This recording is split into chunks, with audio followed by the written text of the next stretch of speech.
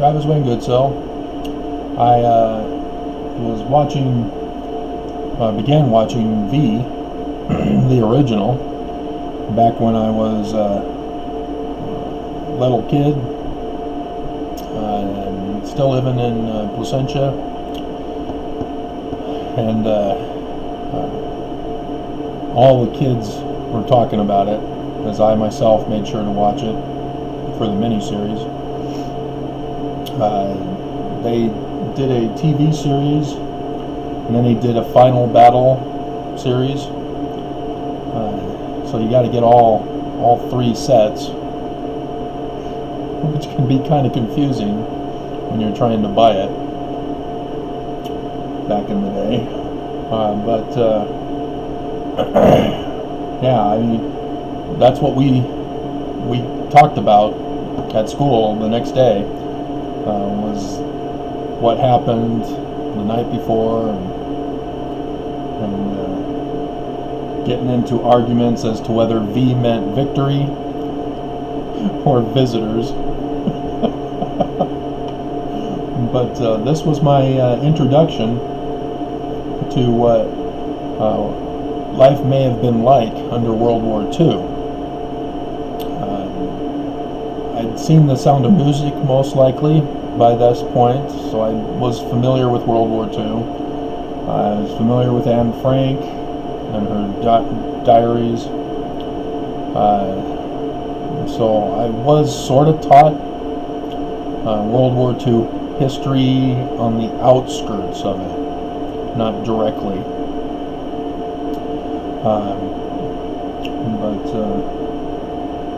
Yeah, this was the show back then. What's interesting is that they also included a Jewish couple who tried to remind the people in their neighborhood of the atrocities of World War II, Nazi Germany, and how they were very concerned about these visitors who turned out to be lizard aliens, which I'm pretty sure got the whole thing started about the deep state being lizard creatures. But you have Freddy Krueger, who knocks up one of the Earth girls. She gives birth to twins. One is a human baby with a lizard tongue. The other is a lizard baby. I remember waiting to see the baby. That was the big suspense, I think they made us wait until, I can't remember how many days. I think it was 3 days, because the two miniseries together were 3 hours. And then you got to include all the commercials they had in there. So probably 5 hours. So 5 days. Fun stuff. In Jeremiah 23, I've been going over this with you. In verse 5, "Behold, the days come, saith the Lord, that I will raise unto David a righteous branch, and a king shall reign and prosper, and shall execute judgment and justice in the earth. In his days Judah shall be saved, and Israel shall dwell safely." And so it then goes on to compare him to Moses. And so, as I've indicated to you guys, this Sunday, for Father's Day, there is a total solar eclipse.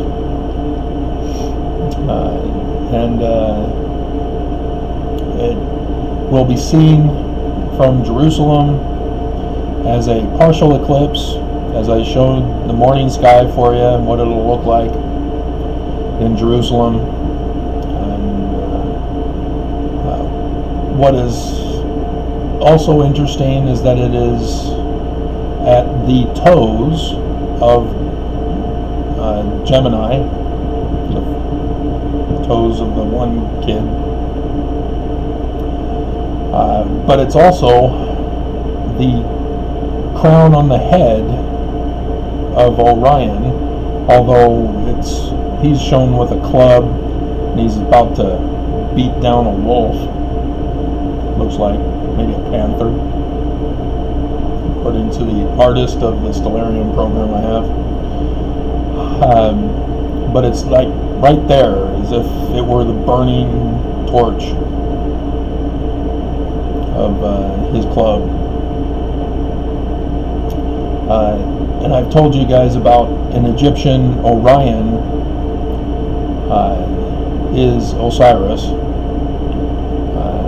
And I've told you how it actually looks more like a shofar horn, because the one star in the lower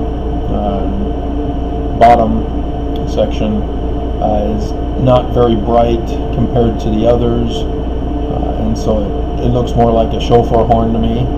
And I've when I started doing more investigation, whoops, it's the wrong picture. I noticed that when planets or sun and the moon are in that range, the blow range of the shofar horn, that usually indicated a message being given. And so, being in the Middle East, which is the old world, the old kingdoms, immediately I'm making the connection with Jeremiah 23, because David cannot be the king of the world, or the son of David cannot be the king of the world unless the destruction of all other kingdoms on earth occur. The old kingdom's done away, the new King of Kings steps up. And that's the symbol we have for Father's Day. Osiris, this solar eclipse, being his crown. The death of the Father giving way to the rise and coronation of his Son, taking the throne instead. And so, this, for the Jews, is a sign in the heaven for them to recognize the day of their deliverance is at hand. The question is, will they recognize it as such? Or have they strayed so far from knowledge of the signs in the heavens that they won't recognize it? I do recognize it, though. The Jews have been waiting since the 7-Day War after World War II, when they occupied Israel and occupied Jerusalem again. Many Jews at that time were thinking, is this it? Is this the fulfillment of Jeremiah, where we will be saved?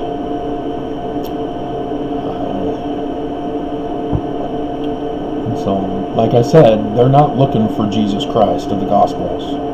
He did not save them. He cannot come back a second time if he didn't succeed the first time. And so they're not looking for Jesus. And I went over the Doctrine and Covenants in section 45, where Joseph Smith is doing a coded language. As I went over that, he's talking about Mormons, not Jews. Because Joseph Smith made it very clear that this King of Kings will be raised up in the apostate Mormon church. And Joseph made that clear. His church would collapse, be usurped, and become the great and abominable church. We went over that. And so this is the clear sign for the Jews that their deliverance is nigh at hand,